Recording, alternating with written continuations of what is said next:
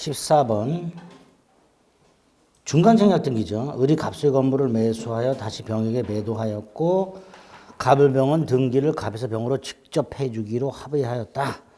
67페이지 가면 중간생략등기와 관련된 내용이 쫙 나옵니다. 꼭 확인하셔야 됩니다.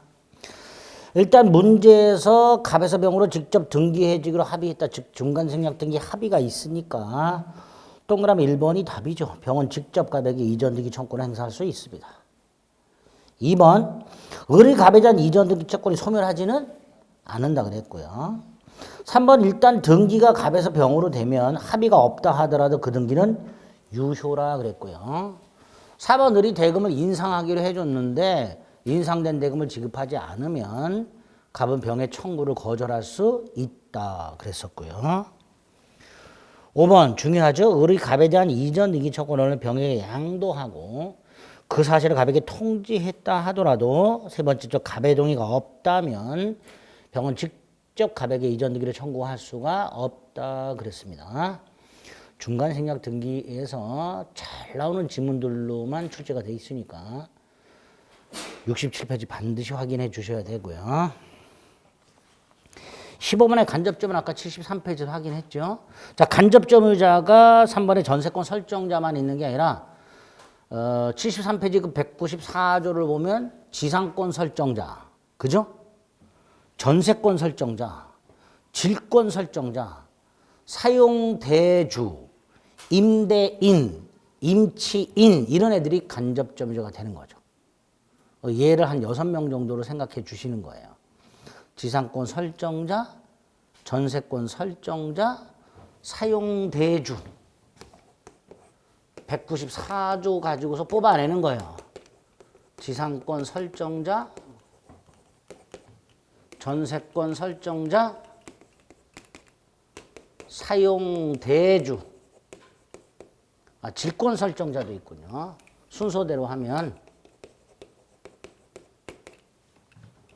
사용대주.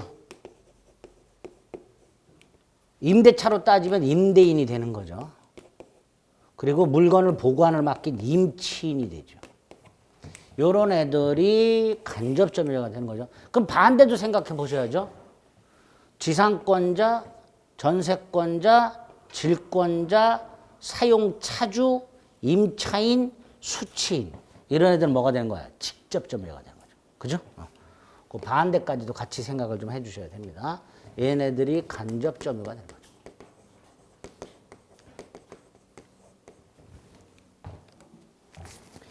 16번 점유자와 회복자와의 관계는 78페이지 가면 나오죠.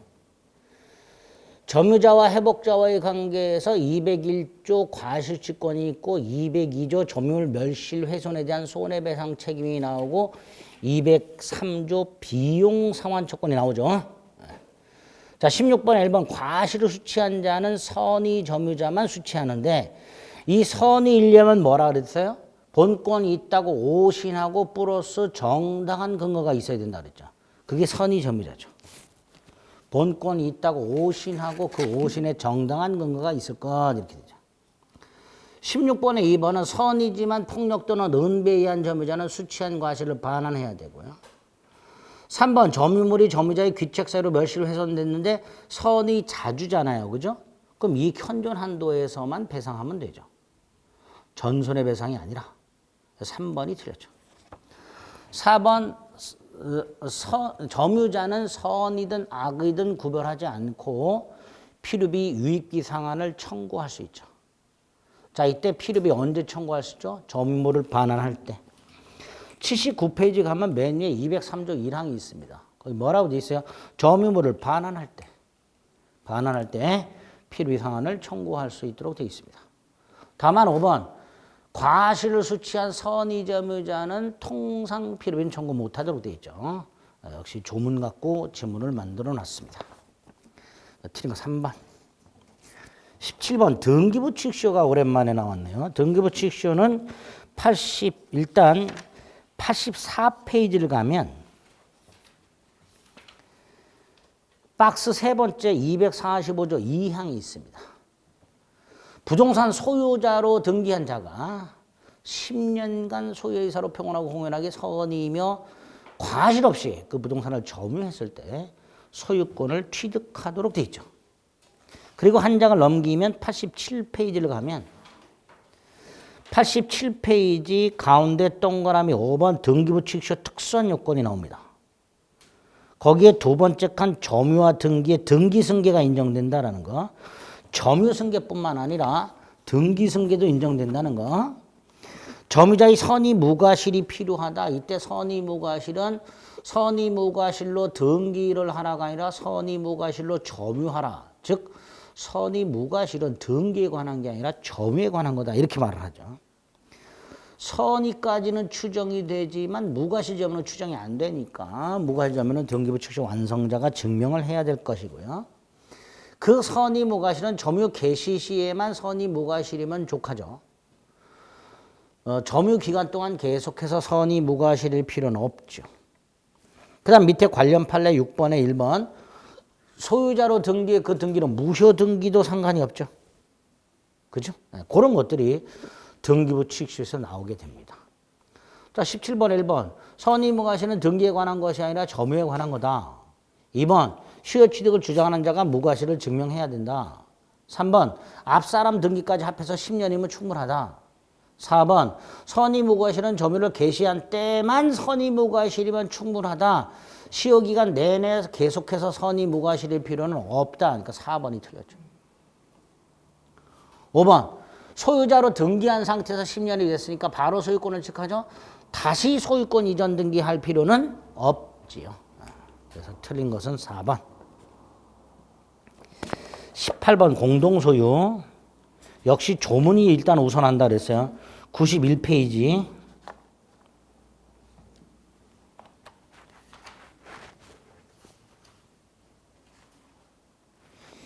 2번, 3번, 4번, 5번이 91페이지에 있는 조문들이죠. 2번은 263조 지분 처분할 수 있고 전부를 지분 비율로 사용식할 수 있다. 3번 지문은 265조 공유물 관리에 관한 사항은 지분의 과반수를 결정해라. 4번은 264조 다른 공유자의 동의 없이는 공유물을 처분하거나 변경할 수 없다. 그러니까 4번이 틀렸죠. 조문이 핵심이 되는 거예요. 5번은 266조 공유물의 부담, 지분 비율로 공유물 관리 기타 의무를 부담한다. 이렇게 되겠죠. 1번은 한 장을 넘기면 92페이지. 맨 밑에 공유물 분할 조문 박스 270조. 공유자는 다른 공유자가 분할로 인하여 취득한 물건에 대해서 지분의 비율로 매도인과 동일한 담보 책임을 져라. 누누이 말씀드렸지만 공동소유도 조문이 우선이 됩니다. 실제 시험장 가면 거의 조문 위주로 나오게 되는 거예요. 물론 그 관례에 관한 판례가 나올 수도 있죠. 그런데 조문이 일단 기본이 되니까 다시 한번 그 체크해야 되는 조문을 꼼꼼하게 확인해 주셔야 됩니다. 19번 지상권이라고 되어 있습니다. 자, 먼저 동그라미 1번은 지상권 양도 담보 제공에 관한 거죠. 98페이지를 가면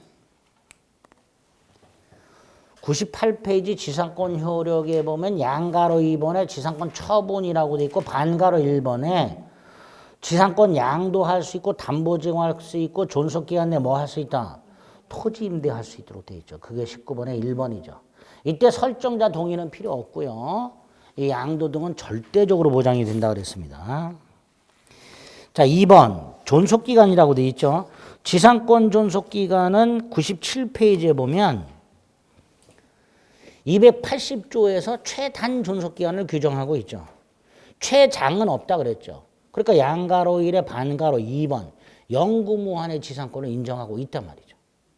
지상권이든 구분이상권이든 영구적으로 약정하는 것은 허용이 됩니다.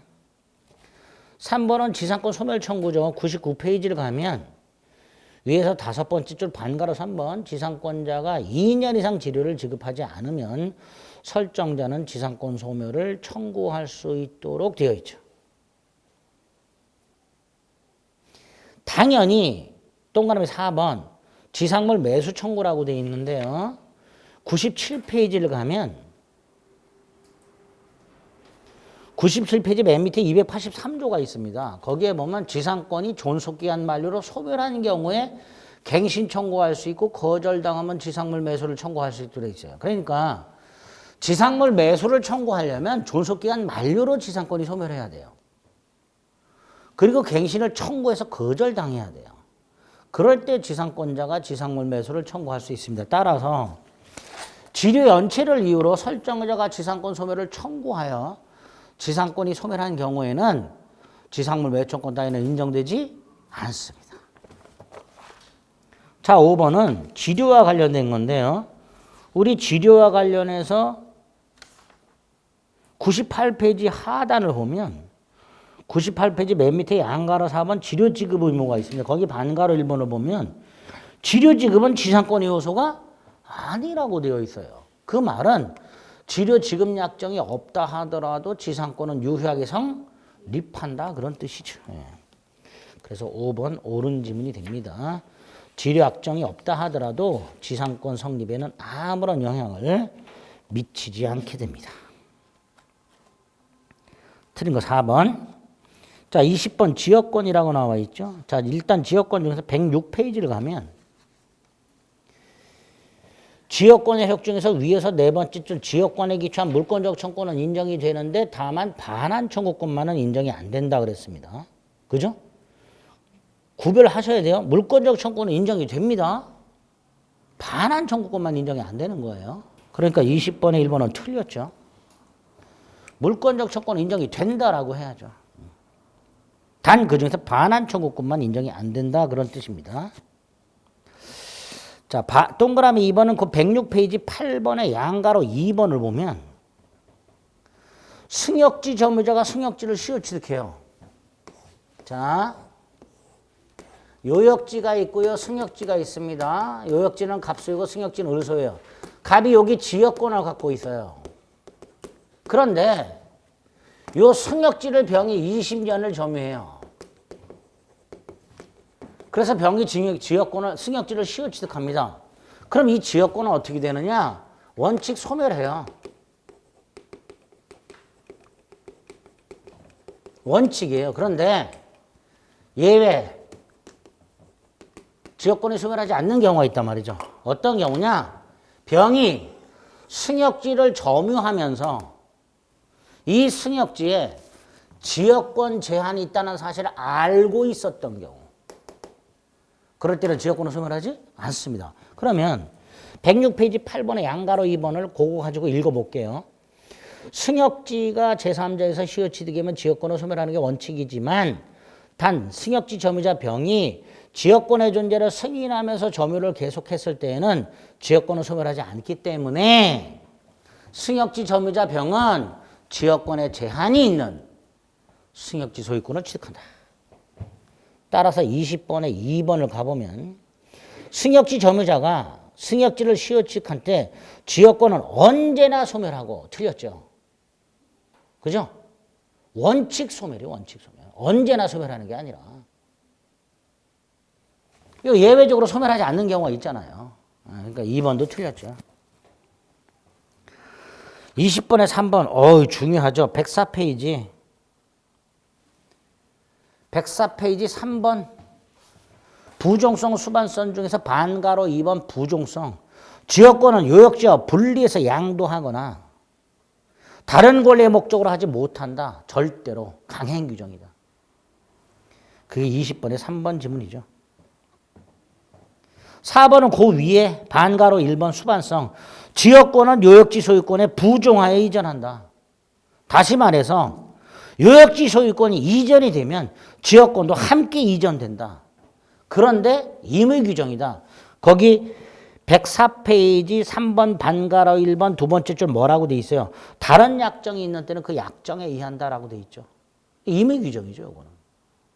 그러니까 20번에 4번은 두 번째 줄이 당사자 약정으로 배제할 수 있다라고 해야 되죠.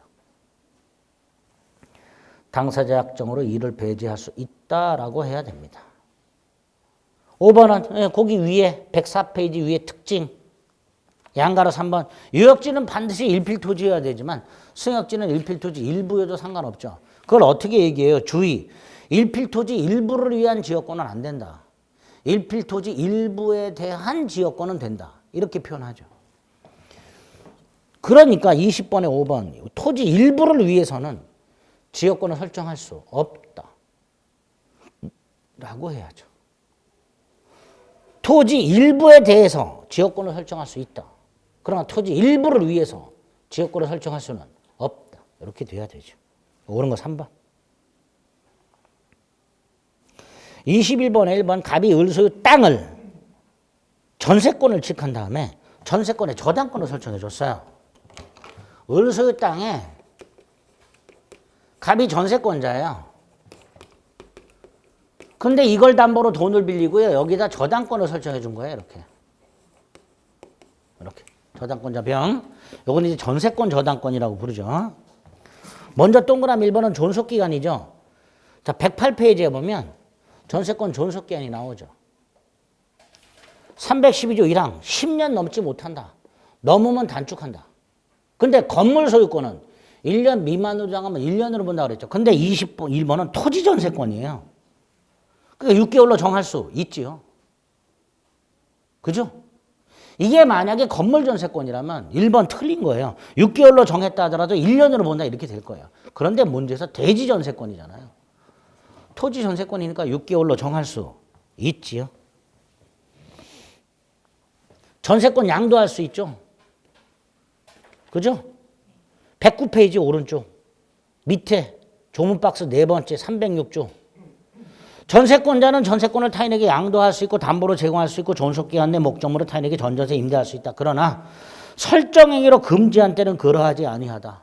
그럼 합쳐서 금지하지 않는 한 양도, 담보 제공, 전전세 임대할 수 있다. 이렇게 되겠죠. 동그라미 3번은 107페이지. 107페이지 3번에 양가로 4번 두 번째 줄.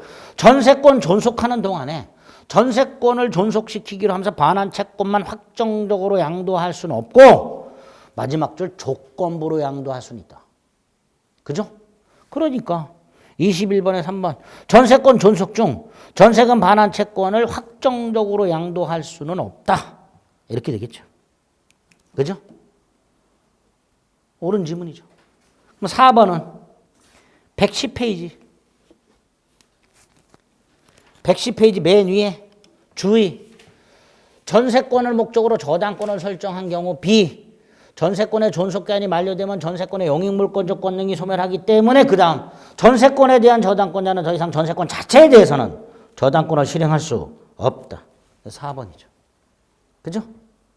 그래서 이 저당권자는 전세금 반환 채권에 물상대위 할 수 있다고 그랬죠. 전세권 자체는 더 이상 저당권을 행사할 수가 없고 즉 전세권을 경매 넣어서 채권을 회수할 수는 없고 전세금 반환 채권에 물상대위 할 수 있다고 그랬죠. 그게 4번 질문이죠.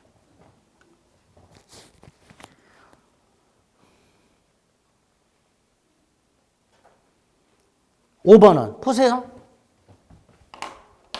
얘가 이렇게 전세금을 줬죠. 그죠? 그럼 나중에 전세권이 끝나면 얘는 누구한테 전세금을 돌려줘야 돼요? 얘한테.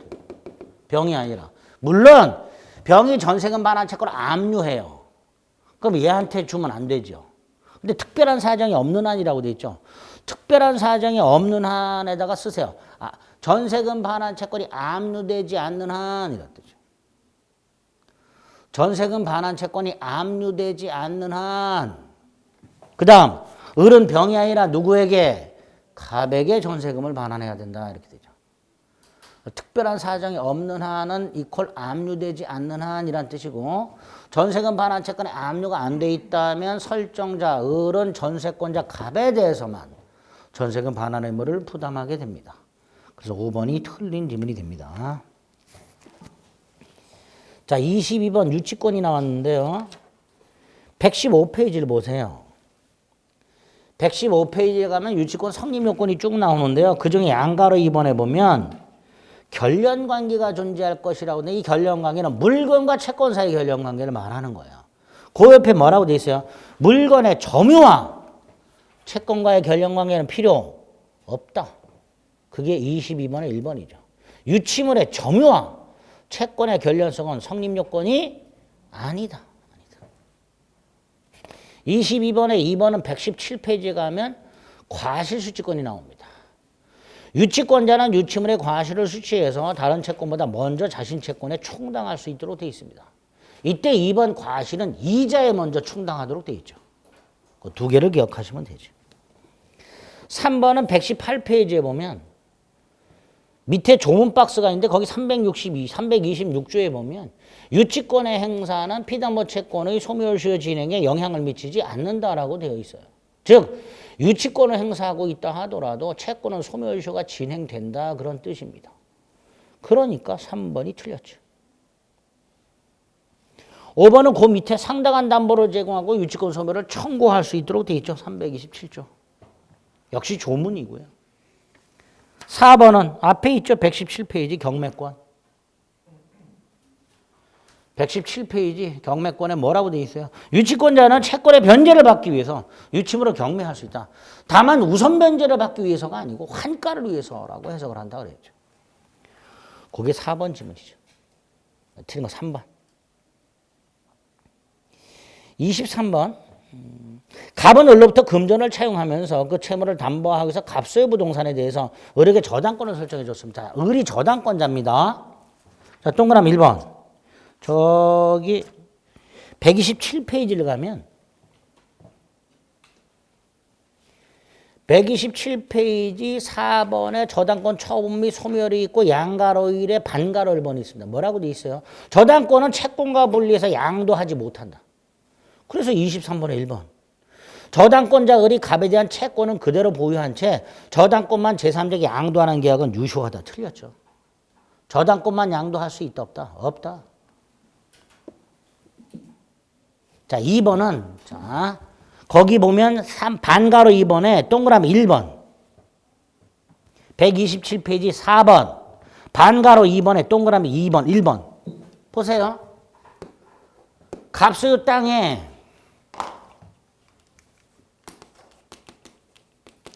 저당권을 갖고 있는 을, 갑에 대해서 채권을 갖고 있는데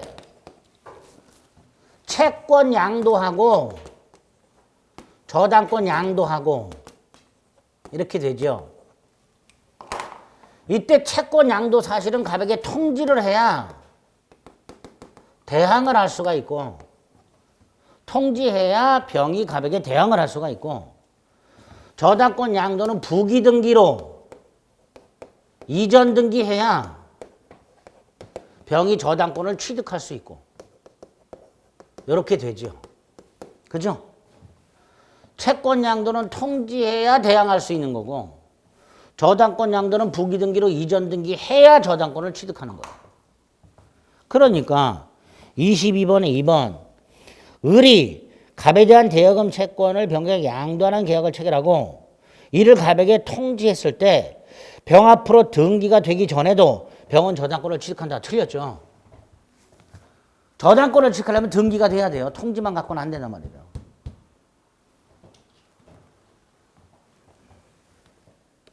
(3번) 갑이 자신을 1번 저당권으로 하고 을에게 2번 저당권을 설정해 줄 수 있는 거 안 돼요. 소유자 저당은 원칙적으로 인정이 안 됩니다. 소유자 저당은 원칙적으로 인정이 안 돼요. 남의 물건에 대해서만 저당권이 인정되는 거예요. 119페이지 가면 119페이지 밑에서 5번째 줄에 가면 반가로 5번에 119페이지 타물권이라고 해서 소유자 저당은 부정이 된다고 돼 있어요. 그러니까 소유자 갑이 자신을 1번 저당권으로 설정한 다음 을에게 2번 저당권을 설정해주는 이런 소유자 저당은 인정되지 않습니다. 원칙입니다.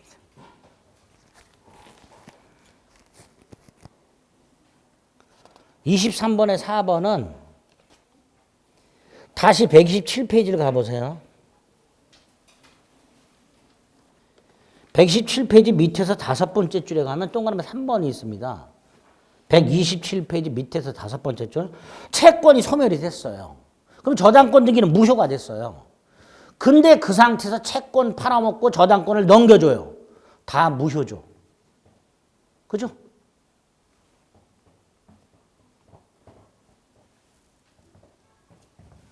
여기 보세요.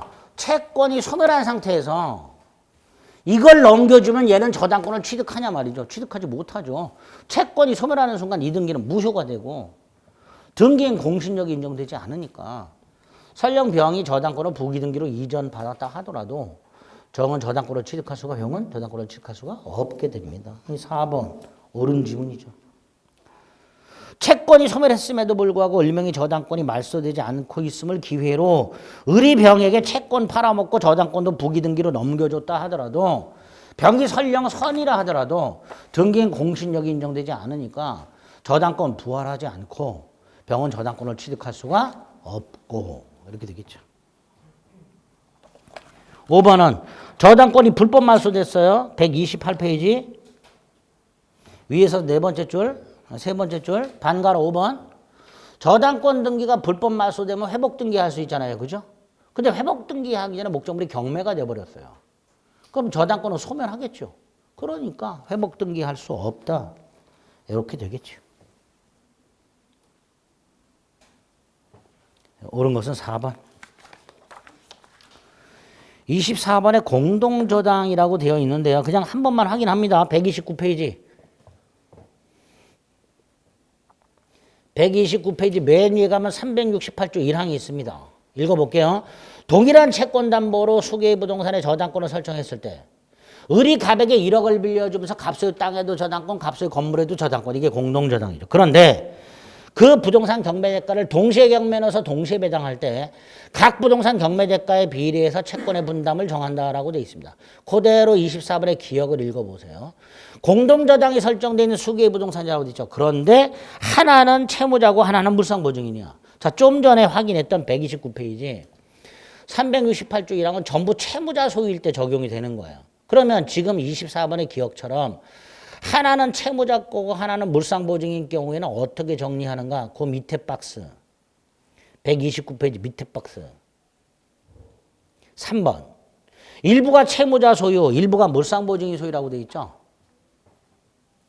129페이지 두 번째 박스 당구장 표시 동시배당의 경우 3번 일부는 채무자 거고 일부는 물상보증인 소유일 때 동시에 배당할 때 368조 1항처럼 안분 배당을 하는 게 아니라 채무자 소유 목적물 경매대가에서 먼저 배당을 하고 모자라는 걸 물상보증인 소유 목적물로부터 배당을 하게 됩니다. 그래서 24번의 기억이 틀린 지문이 되는 거예요. 그렇게만 눈도장을 찍어주세요. 니은은 예를 들어서 갑소유 땅이 있어요. 두 개가 있고요. 여기에 을이 저당권자로 이렇게 되어 있어요. 공동저당권자. 근데 여기에 후순위 권리자가 이렇게 있어요. 후순위 권리자가. 그런데 동시에 배당을 하면 안분 배당한다 그랬잖아요. 근데 얘가 이걸 포기해버려요. 포기해버리고 여기서 다 받아버려요. 을이. 그럼 되죠? 돼요? 안 돼요? 안 되잖아요. 얘도 뭔가 떡고물이 떨어져야 되는데 을이 이걸 포기해버리고 여기에서만 다 받아버리면 원래 예를 들어서 여기서 1억 이렇게 받아야 될 거를 이걸 포기해버리고 여기서 2억을 다 받아버리면 얘는 받을 게 줄어들잖아요. 그거 말하는 거예요. 니은은. 선순위 공동저당권자 을이 공동저당 목적 부동산 중 오른쪽 B에 관한 저당권을 포기한 경우에 후순위 이걸 포기한 다음에 후순위 권리자가 있는 목적물이 경매될 때 포기하지 않았더라면 얘가 포기를 안 했더라면 여기서 받을 수 있었던 것만큼 얘보다 먼저 받아서는 안 되잖아요. 그거 말하는 거예요. 그게 니은이죠. 디귿은 129페이지 다시 박스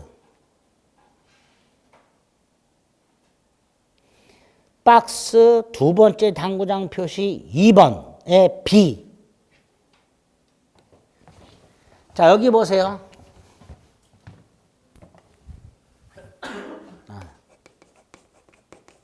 이게 물상보증인 거야.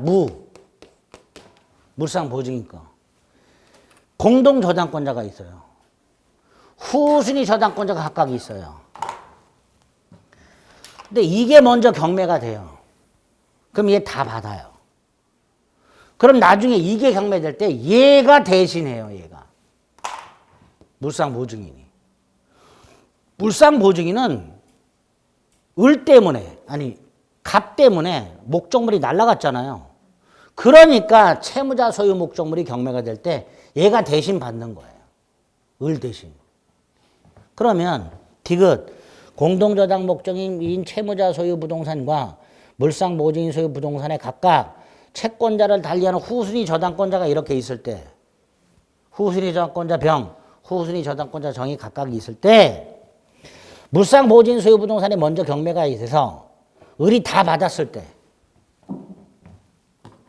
나중에 채무자 소유 부동산이 경매가 되는 경우 얘가 요거 대신한다 그랬죠. 그리고 요 놈의 채권자인 얘가 또 요렇게 배당을 받게 돼요. 얘가 여기서 배당받을 금액에서 얘가 요렇게 배당을 받게 돼요. 얘는 요 놈에 대한 채권자잖아요. 무에 대한 채권자. 그죠? 얘는 무한테 돈 빌려준 놈이고 얘는 갑한테 돈 빌려준 놈이에요. 근데 이게 먼저 경매됐어요. 얘가 요거 배당받는다 그랬죠. 그러니까 얘가 배당받을 금액에서 요 놈의 채권자가 배당을 받아야죠. 그게 요거죠. 물상보증인이 1번 저당권을 취득하고 무가 여기 1번 저당권을 취득하고 무의 채권자가 대신 받는다 이런 뜻이죠. 거기 디귿이죠. 말로만 돼 있는데도 그지같이 어렵죠. 그래서 나오면 찍어야 되는 거예요. 찍어서 맞추면 돼요. 한번 맛보기로 넣어놨으니까 스트레스 받지 마세요. 됐어. 자, 25번 계약의 성립이라고 돼 있고요. 동그라미 1번. 청약의 의사표시가 상대방한테 도달하기 전에 청약자가 사망했다 하더라도 청약의 효력에는 영향이 있다 없다? 없지요. 없지요. 139페이지에 있습니다. 청약의 효력 발생 시기에 111조 2항을 말하는 거죠. 25번 A번은 138페이지 하단에 있죠. 청약은 승낙만 받으면 계약이 성립될 정도의 구체적이고 확정적 의사표시해야 되죠. 25번에 3번은 원칙적으로 청약의 유인은 계약 내용이 아니죠. 그죠? 그런데 그 청약의 유인 속에 목적물의 현황이나 거래 조건이 들어있어요. 그럼 예외적으로 이것도 계약 내용이 될 수 있다. 아파트 분양 광고에 지상 주차장을 없앴다라고 돼 있어요. 그럼 그것도 계약 내용이 될 수가 있는 거예요. 그게 3번. 4번은 140페이지에 가면 가운데 청약 수령자의 의무라고 해서 청약을 수령한 사람은 승낙 의무 당연히 없고 해답 의무도 없죠. 그러니까 25번에 4번 청약에서 일정한 기간 내에 이 일을 하지 않으면 승낙한 것으로 본다는 뜻이 표시됐다 하더라도 특별한 사정이 없는 한 기간이 경과하더라도 승낙이 아니다라고 해야죠. 5번은 142페이지 맨 밑에 판례가 하나 있죠. 예금 계약이 언제 성립하는가. 의사 실현에 의한 계약 성립이라고 해서 금융기관 직원이 돈을 받아 확인한 때 계약이 성립하도록 되어 있습니다. 그게 판례입니다. 의사 실현에 의한 계약 성립이죠. 26번의 동시한명권은 임의 규정이죠. 임의 규정이니까 당사자가 배제할 수 있습니다. 동시한명권은 뭐라고요? 임의 규정. 따라서 동시한명권은 당사자 약정으로 배제할 수 있습니다. 자, 26번의 2번은요. 우리 이런 거 한번 생각해 보세요. 여러분들이 인테리어를 맡겼어요. 인테리어 맡기는 게 도급계약이에요. 근데 완성된 목적물에 하자가 있어요. 그러면 인테리어 업자한테 수급한테 보수하라 그러겠죠. 그러니까 그 수급인의 보수 의무하고 도급인의 인테리어 비용 지급 의무는 무슨 관계? 동생 관계. 아니 인테리어 하라고 해놨더니 하자가 있어요. 인테리어 했는데도 물이 줄줄 새. 그럼 이거 하자 보수할 때까지 비용 못 주겠다라고 할 수 있어야죠. 그게 2번입니다.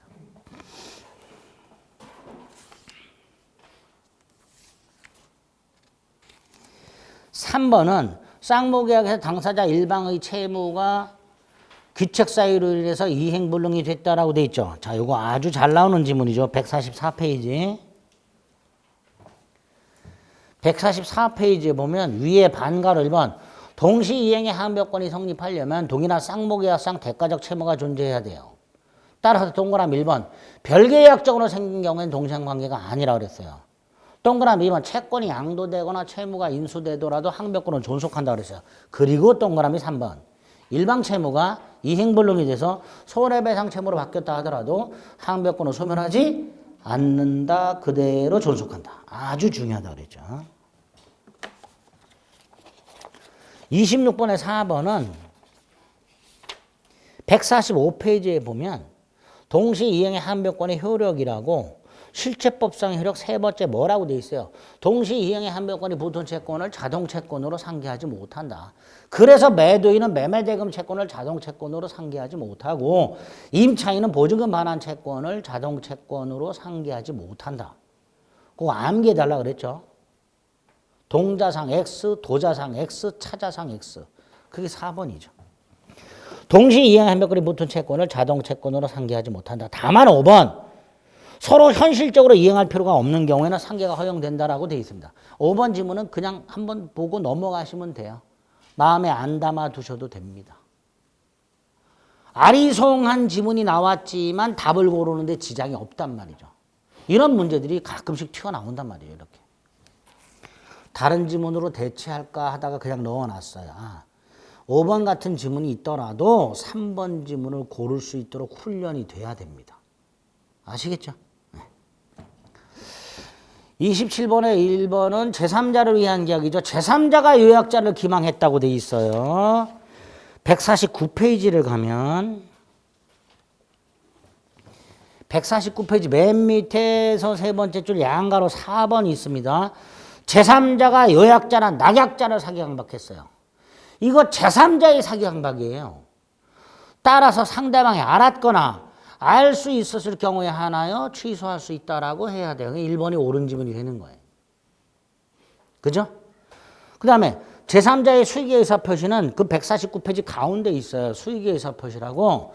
제3자를 위한 계약의 성립요건도 아니고 유효요건도 아니라고 그랬어요. 제3자 권리 발생 요건에 불과합니다. 그죠? 2번 틀렸고요. 맨 위에 보면 수익의 의사표시는 누구한테 하라고 돼 있어요. 539조 2항. 채무자인 낙약자에게 하라고 돼 있어요. 3번도 틀렸죠. 요약자가 아니라 낙약자에게 해야죠. 4번은 제3자가 수익의사 표시인데 요약자는 제3자 동의 없이 해지할 수 있는가 없는가? 있지요. 150페이지. 150페이지 반가로 1번 요약자에 대한 효력의 두 번째 계약 해제권 거기 나와 있죠. 제3자 권리가 확정된 후에 요약자는 제3자 동의 없이도 단독으로 계약을 해제할 수 있다. 그죠? 5번은 다시 앞에 149페이지 위에 조문 박스 540조. 제3자가 수익에서 표시를 하지 않으면 낙약자가 최고할 수 있고 기간 내 확답을 받지 못하면 수익을 거절한 것으로 본다. 그래서 5번도 틀린 지문이 되죠. 그런 거 1번이 될 겁니다. 그죠? 28번부터는 해제네요. 또 잠시 쉬었다가 보겠습니다.